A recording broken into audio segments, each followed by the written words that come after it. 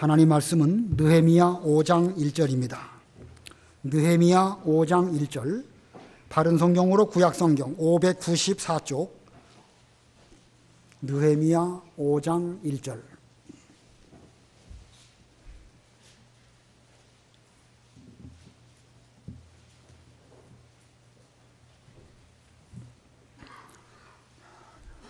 (5장 1절) 봉독합니다.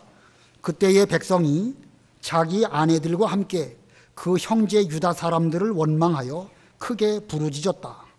어떤 이들은 말하기를 우리는 아들들과 딸들이 많습니다. 우리가 곡식을 얻어야 먹고 살 수 있습니다 하고, 또 어떤 이들은 말하기를 우리의 밭과 포도원과 집이라도 전당 잡히고 이 흉년에 곡식을 얻읍시다 하며, 또 어떤 이들은 말하였다. 우리는 왕께 세금을 내기 위해 우리 밭과 포도원을 잡혀 돈을 빌렸습니다. 이제 우리 몸은 우리 형제들의 몸과 같으며 우리 아들들은 그들의 아들들과 같으나 보십시오. 우리는 우리 아들들과 딸들을 종으로 내어주게 되었으며 우리 딸 중에 이미 종이 된 자들도 있으나 우리에게 속량할 힘이 없으니 이는 우리 밭과 포도원이 다른 사람의 것이 되었기 때문입니다. 내가 그들의 부르짖음과 이런 말을 듣고 매우 노하여 마음속으로 심사숙고한 후에 귀족들과 관리들을 책망하여 그들에게 말하기를 너희는 각자 자기 형제들에게 고리 대금업을 하고 있다 하고 큰 집회를 열어 그들을 책망하여 말하기를 우리는 이 땅에 팔렸던 우리 형제 유다 사람들을 힘을 다하여 속량하였는데 너희는 너희 형제들을 팔고자 하느냐? 더구나 우리에게 팔리게 하겠느냐? 하니 그들이 잠잠하고 할 말을 찾지 못하였다. 9절, 내가 또 말하였다. 너희가 하는 일이 옳지 않다. 우리 대적인 이방인들의 비방을 받지 않도록 우리 하나님을 경외함으로 행하여야 하지 않겠느냐. 나와 내 형제와 내 하인들도 그들에게 돈과 곡식을 빌려 주었으나 이제 우리가 이 빚의 이자 받는 것을 그만두자. 너희는 오늘이라도 그들의 밭과 포도원과 올리브 밭과 집을 돌려주고 또 너희가 그들에게 취한 돈이나 곡식이나 새 포도주나 기름의 100분의 1을 돌려보내라. 그들이 말하기를 우리가 돌려주고 당신께서 말씀하신 대로 행하겠으며 아무것도 요구하지 않겠습니다 라고 하였다. 그래서 내가 제사장들을 불러와 그들로 하여금 그 말대로 행하겠다고 맹세하게 하였다. 내가 또한 내 옷자락을 털며 말하기를 이 말을 행치 않는 사람은 누구든지 하나님께서 이렇게 그의 집과 그의 일터에서 털어버리실 것이니 이렇게 털려서 빈털터리가 될 것이다 하니 온 회중이 아멘 하며 여호와를 찬양하였고 백성들은 그 말대로 행하였다. 14절, 또 내가 유다 땅에서 그들의 총독으로 임명받은 날 곧 아닥사스다 왕 20년부터 32년까지 12년 동안 나와 내 형제들은 총독의 녹을 받지 않았다. 내 이전 총독들은 백성들에게 무거운 짐을 부과하여 그들에게서 은 40세겔 외에도 양식과 포도주를 거두어 드렸고 그들의 부하들도 백성을 착취하였으나 나는 여호와를 경외함으로 그렇게 하지 않았으며 오히려 나는 그 성벽 공사에만 전력하며 밭을 사지 않았으며 내 모든 부하들도 거기에 모여 그 일을 하였다.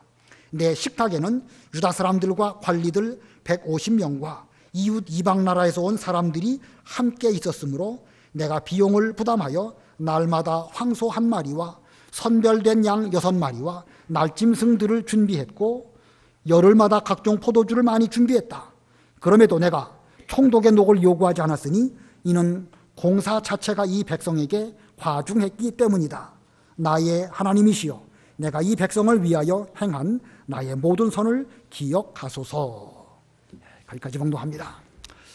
오늘 본문의 내용은 느헤미야가 유다의 총독으로 있으면서 성벽을 다시 건축할 때에 그 유다 사람들 내부적으로 아주 심각한 문제가 있었습니다. 그래서 오늘 제목은 유다의 내부 갈등, 유다의 내부 갈등이라는 제목입니다. 느헤미야는 아닥사스다 왕에 의하여 유다의 총독으로 임명되어서 왔고 지금 성벽 공사를 하고 있는 가운데 있습니다. 총독이라고 하면 전체적인 일을 해야 되는 것이죠. 요즘에는 대통령, 옛날 시대에 왕의 위치에 있는 것이 바로 총독인데, 그러려고 하면 내부적으로 공사도 지어야 되고 백성들도 잘 다스려야 되고 국방도 튼튼하게 해야 되고 외교 문제도 잘해야 됩니다. 자, 지도자로서 성벽 건축하는 일, 그것이 현재 느헤미야의 본분이지만 일이란 그렇게 단순하지가 않습니다. 우리가 지난번 이 4장을 배울 때에 느헤미야가 성벽 건축하는 그 일이 어느 정도 순조롭게 되니까 외부적인 방해가 있었습니다. 사마리아 총독 산발랏, 그의 총 도비야, 그리고 몇몇 사람들이 여러 가지로 이 이스라엘 유다 사람들하고 내통을 했죠.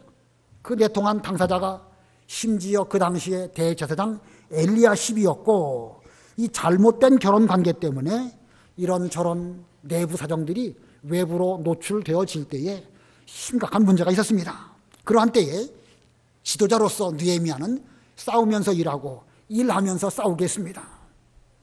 하나님께서 우리에게 주신 능력은 쓰면 쓸수록 얼마든지 나올 수 있습니다. 좋은 자동차는 밟으면 밟을수록 가속을 잘해서 나아가는 것처럼 하나님의 일을 하고자 할 때에 하나님의 무한한 능력이 우리에게 주어집니다. 싸우면서 일할 수 있고 일하면서 싸울 수 있습니다. 그렇게 해서 그 일이 잘 되어졌고, 느헤미야를 비롯한 지도자들은 그 일을 할 때에 옷을 벗지 않고 참을 잡고 물길로 갈 때에도 무기를 놓지 않았습니다.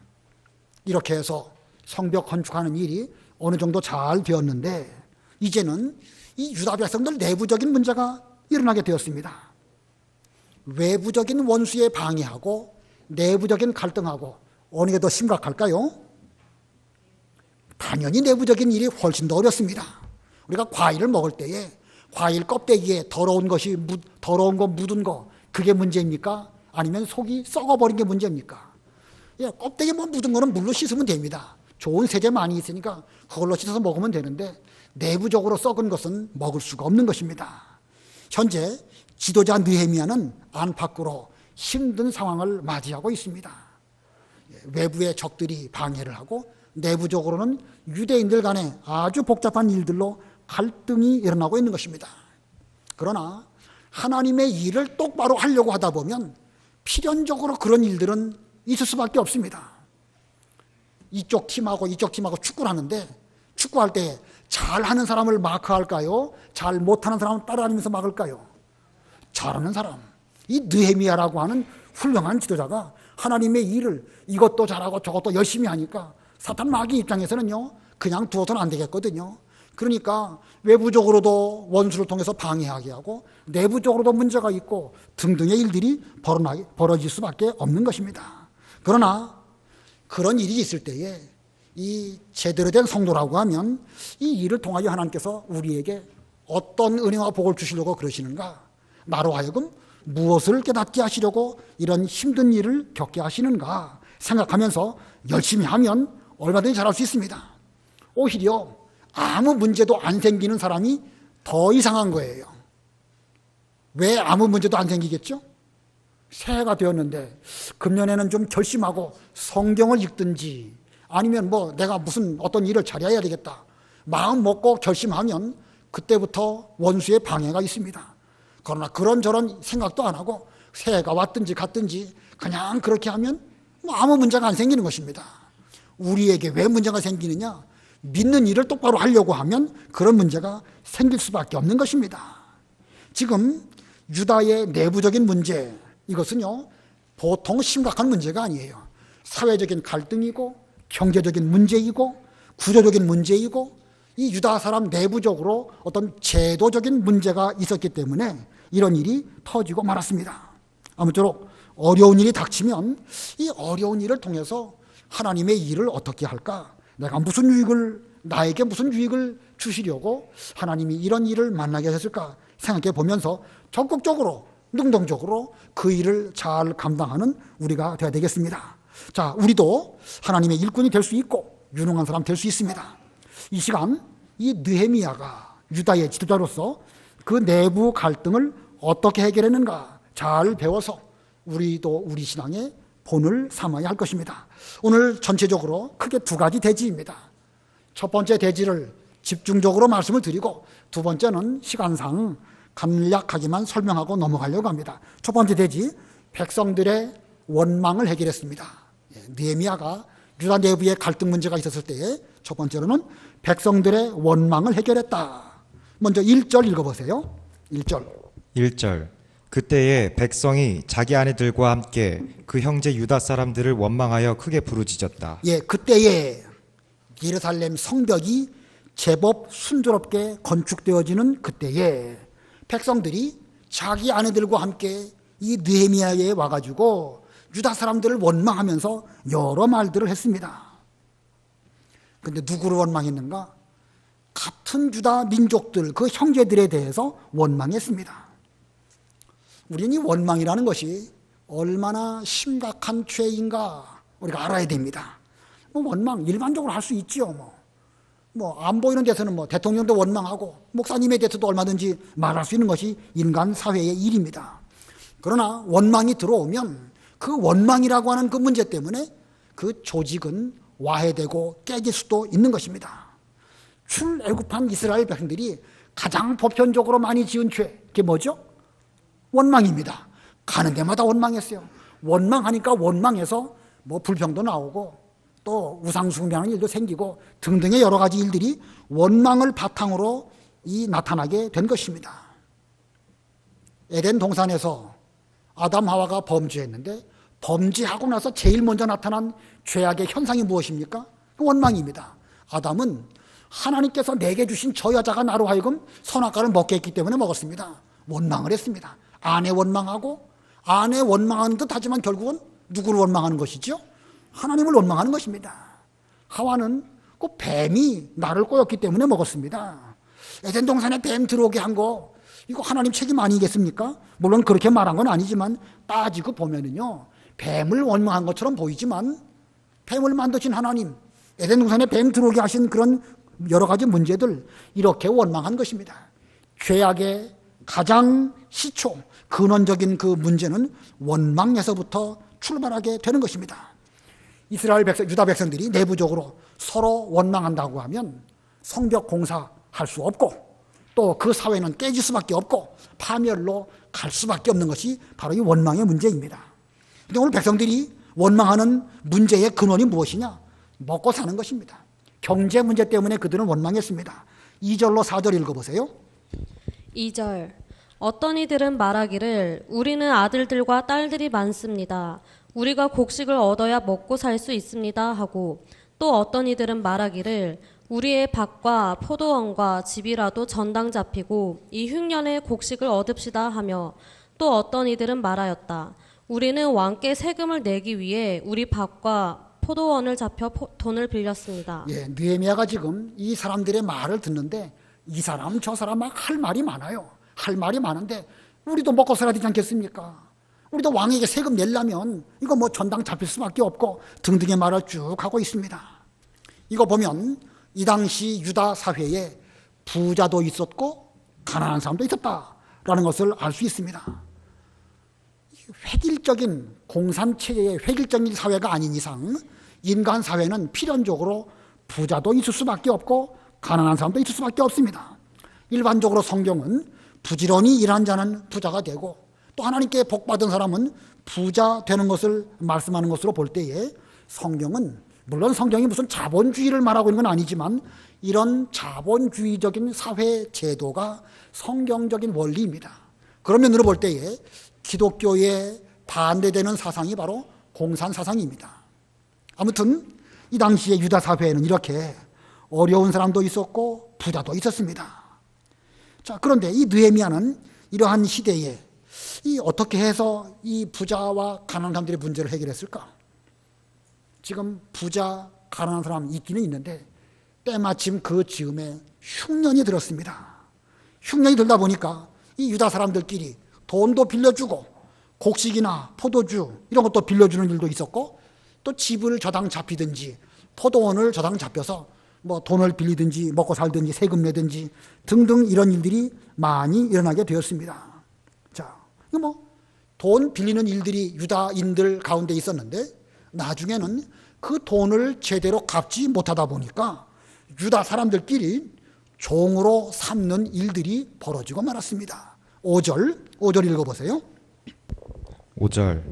이제 우리 몸은 우리 형제들의 몸과 같으며 우리 아들들은 그들의 아들들과 같으나 보십시오. 우리는 우리 아들들과 딸들을 종으로 내어주게 되었으며 우리 딸 중에 이미 종이 된 자들도 있으나 우리에게 속량할 힘이 없으니 이는 우리 밭과 포도원이 다른 사람의 것이 되었기 때문입니다. 예, 지금 유다 사람들끼리 서로 저당 잡히고 그리고 종 삼고 그리고 더 이상 갚을 길이 없으니까 뭐 아주 어려운 일들이 계속해서 반복적으로 나타나고 있습니다. 이 율법에는 같은 이스라엘 백성이라도 부득이한 경우에 종으로 데려올 수 있게 했습니다. 경제적으로 어려우면 아들이나 딸을 담보로 돈을 빌릴 수도 있도록 율법에 자세하게 보면 그런 것들이 있습니다. 레위기 25장 이런 데 보면 그런 말씀들이 있습니다.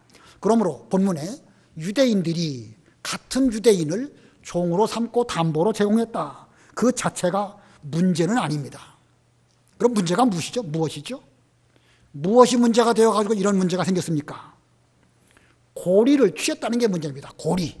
예, 높은 이율로 돈을 빌려주고 이자 왜 제때 안 갚고 또 원금 갚지 않느냐 이렇게 고리를 취한 것, 그게 지금 문제가 된 것입니다.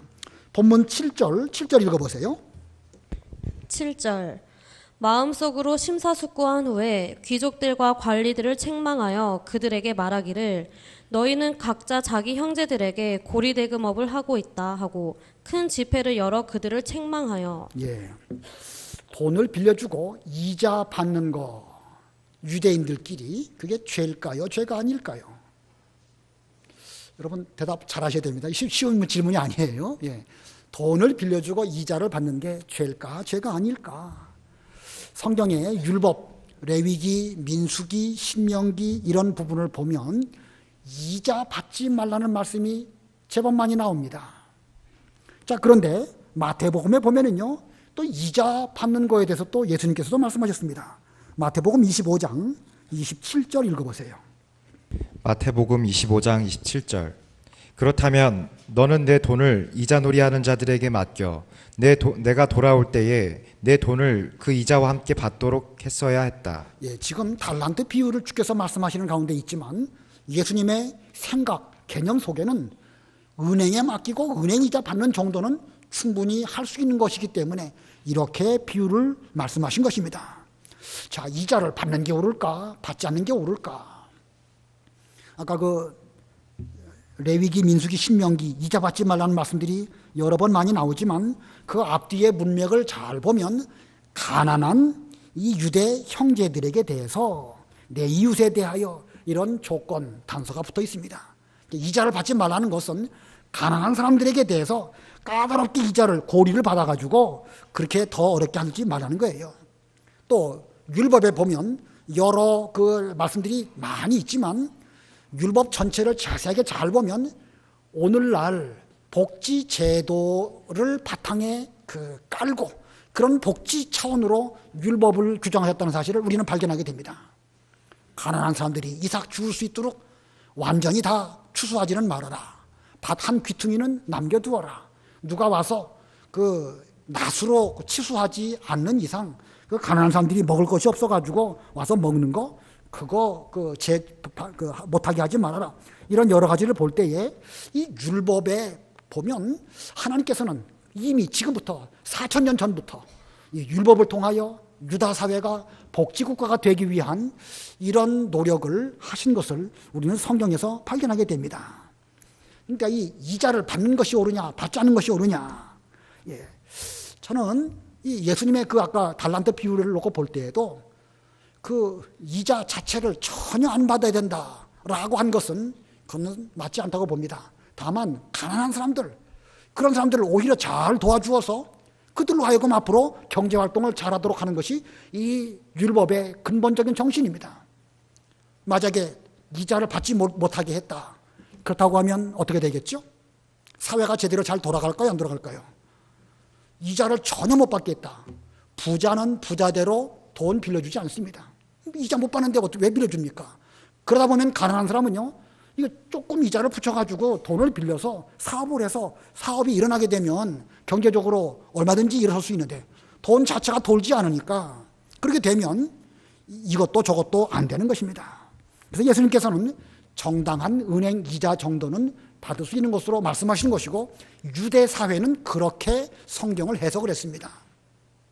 언젠가도 한번 설명을 드린 적이 있는데, 중세 때에 기독교인들은 이자를 받으면 죄다라고 하는 개념을 가지고 있었어요. 그러다 보니까 산업혁명이 일어났는데 돈을 빌리려고 해도 빌릴 수가 없는 거예요. 왜냐하면 돈 빌리고 이자 주는 것은 죄니까. 그런데 어디서 돈을 빌렸죠? 그 사람들이? 유대인들에게 가서 돈을 빌렸어요.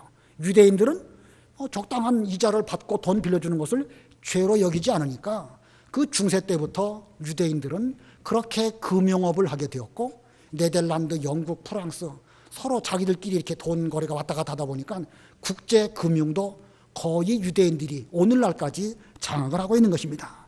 이 성경을 잘못 해석하게 되면 이렇게 산업에도 손해를 볼 수 있는 것이고, 제대로만 잘 해석해서 올바로 우리가 처리한다고 하면 사회에 큰 유익을 주게 되는 것입니다. 자, 그래서 이 느헤미야는 이렇게 이자 문제가 지금 고리대금이 심각한 문제가 됐는데, 그 당시 이자를 얼마나 받았을까? 본문 10절, 11절 읽어보세요. 10절 나와 내 형제와 내 하인들도 그들에게 돈과 곡식을 빌려주었으나 이제 우리가 이 빚의 이자 받는 것을 그만두자. 너희는 오늘이라도 그들의 밭과 포도원과 올리브밭과 집을 돌려주고, 또 너희가 그들에게 취한 돈이나 곡식이나 새 포도주나 기름의 100분의 1을 돌려보내라. 예, 지금 이자 얼마나 받았죠? 100분의 1을 돌려보내라 그랬습니다. 100분의 1, 이자로 치면 몇 퍼센트입니까? 1%죠? 1% 이자면 엄청나게 싼 거 아닌가요? 그러나 이 본문을 우리가 성경학자들은 연 1%로 받은 것이 아니고 월 1%를 받은 것으로 해석을 합니다. 그러면 연리로 보면 몇 퍼센트겠죠? 12%. 비싼 이자입니까? 싼 이자입니까? 요즘으로 보면 비싸죠. 그러나 IMF 때나 이때를 비교해 본다고 하면 그래도 싼 거예요. 이 당시에, 느헤미야 당시에 페르시아 나라의 이자나 이런 것을 비교해 볼 때 이게 비싼 건 아니에요. 비싼 건 아닌데 지금 받은 것 가운데 100분의 1을 돌려보내라 했으니까 아마 받을 때에 100분의 1이 아니라 더 많이 받았는데 적어도 100분의 1은 다시 돌려줘야 되지 않겠느냐. 느헤미야가 이렇게 말한 것으로 여겨집니다. 자, 지금 이 유다 사회, 지금 내부적으로 이런 일이 발생해서 가난한 자들은 더욱 가난해지고 부자들은 그 돈놀이 해가지고 상당히 많은 돈을 버는 빈익빈 부익부 현상이 지금 느헤미야가 총독으로 다스리고 있는 유다 사회에 이런 일이 있었습니다. 자, 구조적인 문제죠. 특별한 어떤 사람이 그런 것이 아니라 경제적으로 사회 구조가 지금 이렇게 되어져 있습니다. 이거 어떻게 해결할까? 지도자 느헤미야가 어떻게 이 문제를 해결했는가? 본문에서 세 가지 소지를 말씀드리겠습니다. 첫 번째는요, 어떻게 그가 해결했는가? 첫 번째는 가난한 자들의 원망하는 소리를 들었습니다. 가난한 자들의 원망하는 소리를 들어줌. 아까 1절로 5절 우리가 이미 다 읽었는데, 이 백성들이 지금 이 사람은 이렇게 저 사람은 저렇게 여러 가지로 말을 합니다. 먹고 살 수 없다. 세금 내느라고 옆집에 돈을 빌렸는데 이제 그 밭과 포도원을 저당 잡혔는데 이제는 돈 갚을 길이 없어가지고 우리 아들들과 딸들까지 종으로 팔려가게 되었습니다. 상당히 많은 사람들이 아우성 치면서 말을 했습니다. 지금 이 가난한 사람들이 총독 느헤미야에게 와서 이런 말을 할 때에 느헤미야가 어떻게 반응했는가? 6절 읽어보세요. 6절. 6절 내가 그들의 부르짖음과 이런 말을 듣고 매우 노하여. 예, 부르짖음 이런 말을 잘 들었다고 그랬습니다. 듣고 매우 노했다. 누구에게 대해서 노했다는 말이겠죠? 누구에게 대해서? 원망하는 가난한 사람들에게 대해서 노했겠습니까? 아니면 고리대금하는 그들에게 노했겠다는 뜻입니까? 예, 고리대금하는 그 사람들 때문에 노했단 말이에요. 정치 지도자로서 이 가난한 사람들의 말을 잘 들어주는 거 아주 중요합니다. 그런데 정치 지도자로서 가난한 사람들이 그 가난한 현실을 모르면 엉뚱한 이야기 할 수 있습니다. 너희들이 돈 없는 거 나보고 어떡하란 말이냐, 이렇게 반응할 수도 있는 것이고요. 너희들이 게을렀기 때문에 이렇게 됐다, 이렇게 말할 수도 있고요. 때에 따라서는 이것은, 가난한 것은 나라님도 해결할 수 없는 일이니까 잘 참고 기도하고 하나님의 은혜를 생각하십시오, 이렇게 말할 수도 있습니다. 그러나 그 어느 것 하나도 실제로 가난한 사람들의 문제를 해결해 주는 게 아닙니다. 하여튼 근본적으로는요, 그 가난한 사람들의 그 원성하는 소리를 잘 듣고 분별하는 것이 그게 중요합니다. 지금 이 상황은 유다 사회의 경제적인 구조적인 문제입니다. 한 나라의 지도자로서 이걸 잘 듣고 상황 판단을 하고, 그리고 그들의 목소리, 그들의 그 원망하는 말 공감해야 됩니다. 공감은 하지 않고 그냥 들어만 줬다, 그런 의미가 없는 거예요. 노했다는 말은 정말로 이 사람들이 억울하겠구나, 정말로 이 사람들이 먹고 살기 힘들겠구나, 공감이 해야 그게 제대로 듣게 된 것입니다. 자, 이 본문의 사건, 요즘으로 말한다고 하면 가난한 노동자들이 우리 너무너무 먹고 살기 힘듭니다 라고 하면서 못 살겠다고 원망하는, 데모하는 것과 비슷할 것입니다. 원망하는 그 사람들 가운데에서는요, 거친 사람들도 있을 수밖에 없습니다. 우리 데모하다 보면 거칠죠. 근데 우리가 그들의 입장에서 본다고 하면 아들, 딸이 종으로 팔려갔는데 이거 어떻게 할 수는 없고, 사회 제도가 그러니까 법으로 해도 안 되고 거칠 수밖에 없습니다. 거칠 수밖에 없어요. 아들, 딸 종으로 잡혀갖고 먹을 것은 없으니까 그럴 수밖에 없습니다. 이때에 우리는 뭐라고 해야 되겠죠? 여러분이 정치 지도자예요. 뭐라고 해야 되겠습니까? 성경에는 위에 있는 권세에 복종하라고 했으니까 그냥 잘 복종하십시오. 종은 주인에게 복종해야 되니까 종 팔려갔으면 어쩔 수 없지요. 맞는 것 같지만 율법의 근본 정신에 맞지 않는 것입니다. 아까도 말씀드렸듯이 율법을 잘 보면은 복지 국가를 향하여 어떻게 사회 제도가 가야 될지를 말씀하고 있습니다. 그렇게 해서 전 이스라엘 백성들, 전 공동체가 함께 살아갈 수 있도록 율법은 제정되었습니다. 그러므로 지도자라고 한다면 잘 들어주고 공감해야 됩니다. 성경에는요, 위에로부터 난 권세에 복종하라는 말씀도 있지만 우는 자들로 어떻게 하라고 그랬죠? 우는 자들로 함께 울라, 이런 말씀도 있습니다. 자, 어디에 강조점을 둬야 될 것이냐? 그건 상황과 분위기와 여러 가지 그 정황에 따라서입니다. 아무 대책도 없이 그냥 참고 기다리고 복종해라 이렇게 말한다고 하면 그건 지도자 될 수가 없습니다. 이 느헤미야 그렇게 하지 않았습니다. 가난한 자들의 원망을 다 들어주었고 그들의 소리에 공감했습니다. 그럼 두 번째, 어떻게 또 해결했는가? 두 번째 그 소지는요, 마음속으로 심사숙고했습니다. 마음속으로 심사숙고했다. 7절 읽어보세요. 7절 마음속으로 심사숙고한 후에 귀족들과 관리들을 책망하여 그들에게 말하기를 너희는 각자 자기 형제들에게 고리대금업을 하고 있다 하고 큰 집회를 열어 그들을 책망하여. 이게 마음속으로 심사숙고한 후에 이 돈을 빌려줬던 귀족들, 관리들을 책망했다. 심사숙고했다. 이 말씀은 우리 이 느헤미야 전체의 문맥으로 볼 때에 그는 기도했다는 의미입니다. 느헤미야가 얼마나 열심히 기도했는지 1장부터 우리가 여러 번 배워왔죠. 기도했다는 뜻이고 율법의 원리를 종합적으로 판단해서 이 문제가 근원적으로 무엇이 문제일까, 이걸 파악했다는 것입니다. 지금의 이 문제는요, 어느 한 개인의 문제가 아니라 사회 전반의 제도상의 문제인 것입니다. 지도자로서 사회의 제도를 한번 손보면 그 여파는 상당히 큽니다. 총독으로서 아예 곡식, 돈 이런 거 빌리지 못하게 한다. 그러면 어떻게 되겠죠? 아예 돈 못 빌리게 하고 곡식도 못 빌리게 했다. 부자들은 돈 벌 수 있는 기회를 잃어버리는 것이고 가난한 사람들은 더 가난해가지고 사회가 더 꽉 막힌 이런 사회가 될 수밖에 없을 것입니다. 자, 어느 한편에서만 생각한다고 하면 그것은 올바른 판단이 아닙니다. 심사숙고해야 되는 거예요. 레위기 19장 15절 읽어보세요. 레위기 19장 15절. 레위기 19장 15절.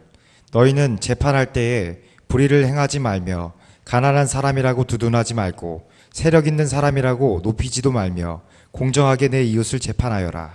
가난한 사람의 말이라고 해서 그들 말 무조건 들어주지 말고 또 부자라고 해서 그들 높이지 말고 공의로 공정하게 재판해라. 이것이 율법의 그 가르침입니다. 성경 원칙이 무엇인지를 찾아서 그대로 나아간다고 하면, 원칙대로 한다고 하면 문제될 것이 없습니다. 물론 원칙대로 한다고 해서 조금도 그 융통성 없이 그런 뜻은 아니에요. 성경 원칙대로만 한다고 하면 후환이 없습니다. 그런데 이 가난한 사람들이 시끄럽게 원성을 하고 원망을 하고 데모를 하니까 아이고 들어줘야 되겠다 생각하고 부자들에게 대해서 당신들 앞으로 빌려간 돈 그 다 받지 마시오 이렇게 한다고 하면 상당히 심각한 또 다른 문제가 생길 수밖에 없습니다.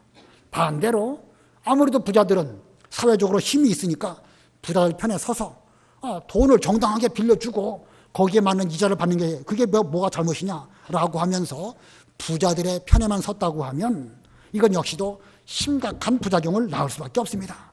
그러므로 지도자는 당장 힘들어도 원칙대로 가야 합니다. 가난한 사람이라고 두둔하지 말고 세력 있는 사람이라고 높이지도 말고 공의로 정당하게 제대로 된 판결, 이것이 올바른 것인데 그렇게 하기 위해서 느헤미야는 마음속으로 심사숙고했다. 기도하고 성경에서 답을 찾으려고 노력한 이것이 지도자의 두 번째 덕목입니다. 세 번째, 그가 어떻게 유다 내부의 문제를 해결하는가. 세 번째는 부자들에게 하나님을 경외함으로 행하도록 했습니다. 좀 길지요? 부자들에게 하나님을 경외하는 그 정신을 가지고 이 일을 잘 처리하도록 성경 말씀에서 답을 찾고 성경대로 그들을 설득하며 잘 말해 주었습니다. 느헤미야는 총독이기 때문에 그 즈음 부자들, 고리대금한 사람들 다 붙잡아다가 감옥에 넣을 수도 있습니다. 그러나 그것도 잘못하면 엄청난 부작용이 나올 수밖에 없죠. 지금 성벽 공사하고 있는 중에 있어요. 성벽 공사하려고 하면 좀 부자들의 도움을 받아야 되는데 자기가 총독의 권세가 있다고 해가지고 부자들 다 고리대금한 사람들 감옥에 집어넣으면 일은 일대로 되지 않고 더 복잡해질 수밖에 없습니다. 그렇다고 해서 이 문제를 그냥 두루뭉술이로 그냥 넘어가 버리고 한다면 더 어려운 일이 있을 수 있습니다. 자, 이 부자들이 느헤미야의 말 잘 들었을까요? 안 들었을까요? 처음부터 잘 들었을까요? 여기 7절 보면은요, 7절에 뭐라고 책망하냐면 너희는 각자 자기 형제들에게 고리 대금업을 하고 있다 라고 말했습니다. 근데 말을 잘 안 들었던 것 같아요. 그러다 보니까는 7절 맨 끝에 큰 집회를 열어 그들을 책망하여. 말 잘 안 들으니까 이 느헤미야 입장에서는 이 어떻게 하면 좋을까 해가지고 집회를 열었습니다. 여기서 집회를 열었다는 것은 아마도 성경 말씀으로 그들을 잘 권면해서 올바른 방향으로 이 유다 사회를 끌어가기 위해서 그런 말씀으로 권면하기 위해서 이렇게 집회를 열은 것입니다. 8절 9절 읽어보세요. 8절 9절 8절 말하기를 우리는 이방에 팔렸던 우리 형제 유다 사람들을 힘을 다하여 속량하였는데 너희는 너희 형제들을 팔고자 하느냐 더구나 우리에게 팔리게 하겠느냐 하니 그들이 잠잠하고 할 말을 찾지 못하였다. 내가 또 말하였다. 너희가 하는 일이 옳지 않다. 우리 대적인 이방인들의 비방을 받지 않도록 우리 하나님을 경외함으로 행하여야 하지 않겠느냐. 예, 처음부터 부자들이 말을 잘 듣진 않았지만 이제 집회를 열어서 아마 집회는요 성막 앞 성전이죠. 이 당시에 스룹바벨 성전 앞에서 모였을 것입니다. 우리가 성경을 통해서 보자. 우리가 지금 이방에 팔렸을 때에 우리 이방에 팔린 우리 형제들을 속량하기 위해서 얼마나 우리가 노력을 해가지고 겨우 가나안 땅 돌아와서 신앙생활하고 있는데 우리끼리 좀 종삼고 우리끼리 이렇게 사고팔고 하는 이 일, 이게 제대로 된 일이냐? 만약에 이방 사람들이 우리를 본다고 하면 뭐라고 말하겠느냐? 이렇게 말하니까 그 부자들이 이 느헤미야의 말이 성경 원리에도 맞고 인간 도리에도 틀린 말이 아니거든요. 그러니까 그들은 그 느헤미야의 말에 잠잠해서 할 말을 못했습니다. 그러면서 우리가 우리 하나님을 경외하는 마음가짐으로 우리가 이 형제들을 사랑해야 되지 않겠느냐. 그러면서 이제 10절 11절 말합니다. 한번 읽어보세요. 10절 11절 10절 나와 내 형제와 내 하인들도 그들에게 돈과 곡식을 빌려주었으나 이제 우리가 이 빚의 이자를 받는 것을 그만두자. 너희는 오늘이라도 그들의 밭과 포도원과 올리브 밭과 집을 돌려주고 또 너희가 그들에게 취한 돈이나 곡식이나 새 포도주나 기름의 100분의 1을 돌려보내라. 아마 이 말씀을 보면은요 느헤미야도 돈 빌려준 적이 있었던 것 같아요. 10절에 나와 내 형제와 내 하인들도 그들에게 돈과 곡식을 빌려주었으나 이제 우리가 그 빚의 이자를 받는 것을 그만두자. 자기 스스로 앞장서면서 나도 그렇게 하지 않을 것이니까 여러 부자들, 여러분들도 다 우리 형제를 사랑하는 마음으로 성경의 근본적인 정신으로 돌아갑시다. 지금 느헤미야가 그렇게 설득을 한 것입니다. 잘 됐을까요? 아주 잘 됐습니다. 12절, 13절 우리 다 같이 합독하겠습니다. 12절, 13절 시작. 그들이 말하기를 우리가 돌려주고 당신께서 말씀하신 대로 행하겠으며 아무것도 요구하지 않겠습니다 라고 하였다. 그래서 내가 제사장들을 불러와 그들로 하여금 그 말대로 행하겠다고 맹세하게 하였다. 13절 계속 시작. 내가 또한 내 옷자락을 털며 말하기를 이 말을 행치 않는 사람은 누구든지 하나님께서 이렇게 그의 집과 그의 일터에서 털어버리실 것이니 이렇게 털려서 빈털터리가 될 것이다 하니 온 회중이 아멘하여 여호와를 찬양하였고 백성들은 그 말대로 하였다. 자, 느헤미야가 앞장서니까 그 모든 부자들, 돈 빌려줬던 그 모두들이 우리가 돌려주고 당신 말대로 하겠습니다. 하나님 앞에서 앞으로 똑바로 하나님을 경외하는 마음으로 형제 사랑하겠습니다 라고 말했습니다. 그리고 느헤미야가 이렇게 맹세를 시키니까 온 회중이 뭐라고 말했다고 그랬죠? 아멘 했어요. 아멘. 처음에는 원망하는 시끄러운 소리가 여기저기에서 있었는데 이제 하나님 말씀으로 잘 권면하니까 부자들도 설득당하고 그래서 그들 모두가 다 하나님께 아멘 했습니다. 아멘만 했나요? 또 뭘 했다고 그랬죠? 여호와를 찬양하였고, 원망하는 소리가 이제는 하나님을 대하여 찬양하는 소리가 되었습니다. 하나님께서 우리 민족에게는 귀한 율법을 주시고 율법대로 신앙생활하게 하셨다. 얼마나 감사하냐. 어려운 때에도 우리 서로 사랑해서 율법을 지킴으로 앞으로 우리 민족이 하나님을 잘 섬깁시다. 아마 이런 찬송을 했을 것입니다. 그리고 맨 끝에 보니까 백성들은 그 말대로 행하였다. 그 말대로 행하였다. 이 백성들이, 이 느헤미야가 이 백성들을, 그 부자 사람들을 권면할 때에 하나님의 말씀으로 권면했기 때문에 이렇게 좋은 결과가 이루어지게 된 것입니다. 만약 그가 총독의 권세나 자기 지혜를 의지했다고 하면 그 부자들 말 안 듣고 아멘으로 끝나지 않았을 것입니다. 여호와를 찬송하는 것으로 결론되지 못했을 것입니다. 오늘날 정치 지도자들이라고 하면 이 느헤미야처럼 하면 참 좋겠는데 우리나라가 이 빈부 문제, 노동 문제, 노사 문제 얼마나 시끄럽습니까? 이거 뭐 정말로 쉽게 해결되지 않습니다. 그러나 우리 예수 믿는 사람이 이 느헤미야와 같이 이렇게만 한다고 하면 얼마든지 이 모든 일들을 잘 해결할 수 있을 것입니다. 앞으로 그렇게 되면 좋겠죠? 우리 생각이 이 성경을 통해서 이것이 원칙이고 이게 성경의 가르침이라는 생각을 해서 우리가 먼저 그렇게 생각을 하고 우리 자녀들을 이 말씀으로 잘 가르친다고 하면 이 가운데 자라나서 앞으로 정치가가 된다고 하면 이렇게 할 것입니다. 지금 당장은 쉽지 않아도 성경대로 돌아가서 성경대로 신앙생활을 잘하도록 우리가 잘 가르쳐서 우리 가운데에서 느헤미야와 같은 훌륭한 정치 지도자들 많이 나오도록 우리가 잘 가르치고 우리도 그렇게 생각을 해야 될 것입니다. 그럼 두 번째 대지는요 14절로 19절입니다. 이 느헤미야 본인의 희생과 솔선수범입니다. 느헤미야 본인이 희생하고 솔선수범했습니다. 그는 유다의 총독으로 12년 동안 머물렀지만 그 총독의 은 몇 세겔? 4세겔? 40세겔 받지 않았고 양식 포도주 그 이전 총독들은 받을 만큼 받았지만 그는 그거 하지 않았습니다. 그리고 자기 부하들 여러 사람들 다 그들을 잘 먹이면서 성벽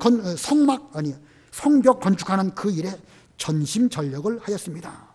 그래서 그 결과 그는 어떤 마음으로 했는가? 19절 다 같이 합독하겠습니다. 19절 나의 하나님이시여 내가 이 백성을 위하여 행한 나의 모든 선을 기억하소서. 느헤미야는 희생하면서 정당하게 받아야 할 총독의 녹 받지 아니하면서 자신의 재산으로 희생해서 많은 사람들을 잘 먹여주고 힘내서 이 성벽 건축하는 일 잘 하도록 하면서 하나님께서 자신을 기억하여 주실 것을 간구했습니다. 이게 참된 지도자의 표상입니다. 참된 지도자는 자기를 희생하는 것이고 자기 권리, 당연히 받아야 될 권리입니다. 그러나 그 정당한 권리일지라도 그걸 희생한 것이 나중에 하나님 앞에 갔을 때에 그것이 상급이 될 줄을 알고 나의 하나님이시여 내가 이 백성을 위하여 행한 나의 모든 선을 기억하여 주시옵소서. 선을 하늘에 쌓고 하나님의 은혜 한 가지로 살려고 노력한 느헤미야였기 때문에 그는 아주 훌륭한 어려운 시대의 지도자가 되었던 것입니다. 아무쪼록 우리들이 먼저 이 느헤미야의 정신을 잘 본받아서 그렇게 생활하면서 우리 주락교 학생들, 여러분의 자녀들 그렇게 가르쳐서 앞으로 우리 교회에서 대통령도 나오고 또 쓸만한 장관도 나오고 노사 문제 잘 해결하고 그래서 이 우리나라 사회가 좋은 복지국가로 나아가는 그런 열매 맺어지기를 바랍니다. 기도하겠습니다.